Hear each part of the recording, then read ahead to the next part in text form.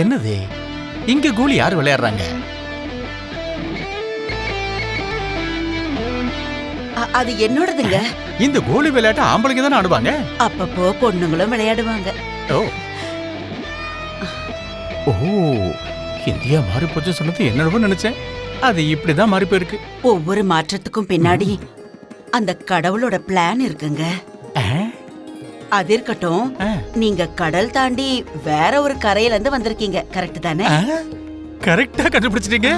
அது எப்படி உங்களுக்கு தெரியும்? அது எப்படி தெரியும்னு கேட்காதீங்க. சொல்றது செயல்படுத்துறது எல்லாம் அந்த கடவுள் தான். கடவுளே, நீ நிஜமாவே இருக்க. என் வேண்டுதலை நீ கேட்டிருக்க. அதனாலதான் இவரை அனுப்பியிருக்க. உண்மையிலேயே என் மனசுக்குள்ள வந்துட்ட. இந்தியால ஒரு மாதிரியான ஆளுங்க இருப்பாங்கன்னு கேள்விப்பட்டிருக்கேன். அதை இப்பதான் பாக்குறேன்.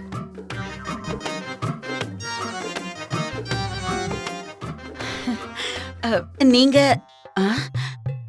அட கடவுளே, இப்பதான் காட்டின, அதுக்குள்ள அனுப்பி வச்சிட்டியே.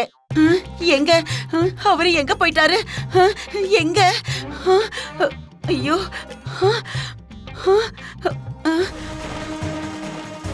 சொல்லு, ஏன் எதுவும் பேச மாட்டேங்கிற? பூர்ணி எப்படி இருக்கா?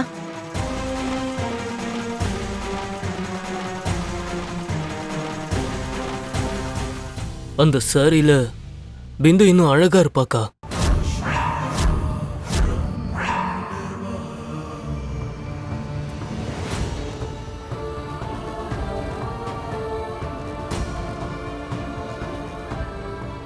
டேய், உனக்கு பிந்து பைத்தியம் பிடிச்சிருக்குடா. நீ மாமாவை காதலிக்கிற. எப்பவாவது உங்க காதல நான் தப்பா பேசிருக்கனா? சொல்லுக்கா.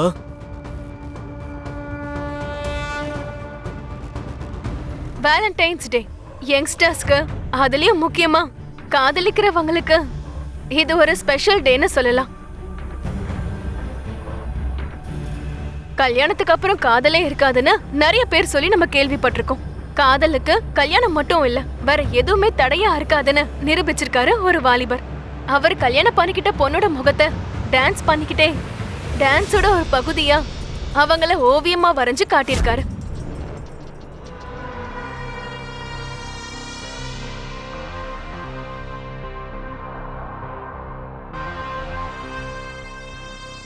பூமி மாதிரி இருக்கு. பூமி மாதிரி இல்ல, பூமியே தான். ஓ,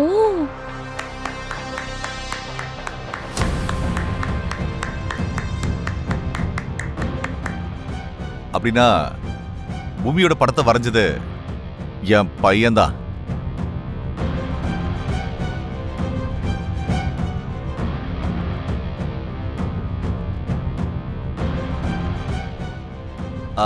அதான் மச்சான், எவ்வளவுதான் நம்ம வெறுத்து ஒதுக்குனாலும் உண்மையை யாராலையும் மறைக்க முடியாதுல்ல. ககன் என்னோட பையன் தானே. அவனோட காதலை வெளிப்படுத்துறது யார்கிட்டயோ இல்ல. நீங்க ஏத்துக்கிட்டாலும் ஏத்துக்கலனாலும் உங்க ரத்த சம்பந்தம் இருக்கிற உங்க பொண்ணு பூமிக்காக மட்டும்தான். இது சந்தோஷப்படக்கூடிய விஷயம் தானே.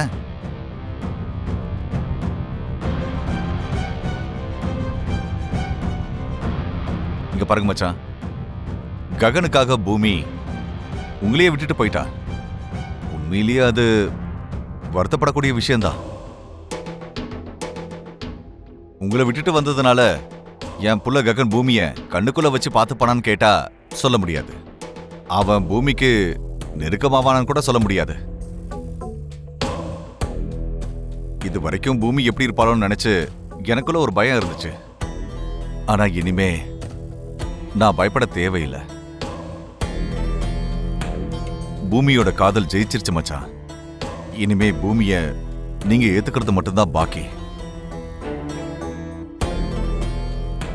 நீங்க கொஞ்சம் உங்க புள்ளைய பாராட்டுறதை நிறுத்துறீங்களா? மீரா, இப்ப நான் என்ன அப்படி தப்பா பேசிட்டேன்? ககனுடைய அன்பும் பாசம் கிடைக்கிறது நம்ம வீட்டு பொண்ணுக்கு தானே. பாரு,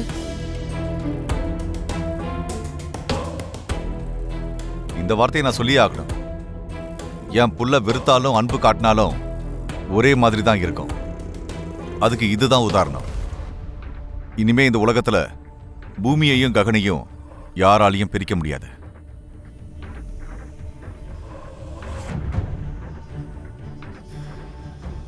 ரொம்ப கற்பனை பண்ணிக்காத.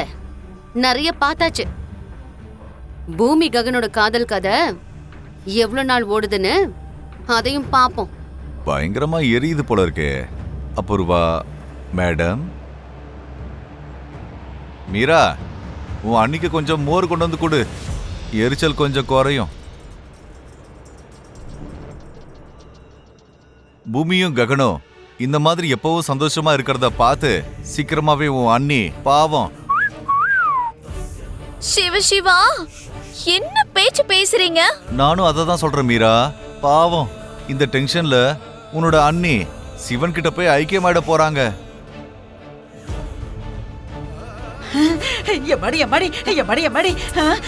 என்ன என்னம்மா, ஏன் இவ்ளோ கோவமா இருக்க? என்னாச்சு? மருதாணி சித்தி, டிவியை பாருங்க, அப்ப புரியும்.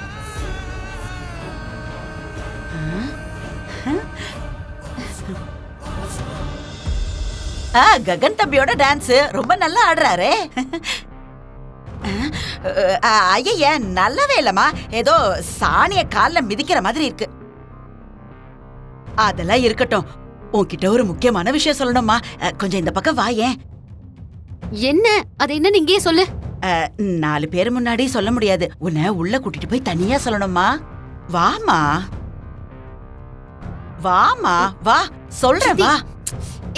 என்ன என்னடா இவரு? ஒரு கட்டிடத்துக்கு அடித்தளம்ன்றது எவ்வளவு முக்கியமா இருக்குமோ அதே மாதிரி நம்ம காதலுங்கிற அடித்தளத்தை என் பூமி அக்கா காப்பாத்துவாங்கன்னு இவ்வளவு நாளா நான் நம்பிட்டு இருந்தேன். இன்னைக்கு அந்த நம்பிக்கை பொய்யாயிடுச்சு. பூமி தாய் முடிவு பண்ணா எவ்வளவு பெரிய அடித்தளமா இருந்தாலும் பூகம்ப ரூபத்துல ஒண்ணுமே இல்லாம பண்ணிடும்.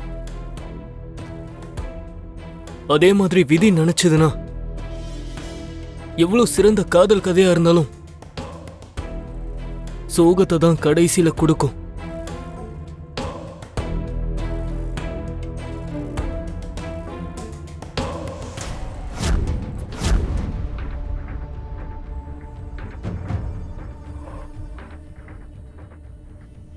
என்ன இவன் போன்ல பேசிக்கிட்டே கண்ணில் கண்ணீரை தொடச்சிட்டு இருக்கான்? அப்படின்னா இவன் பிந்து கிட்ட தான் பேசிட்டு இருக்கானா?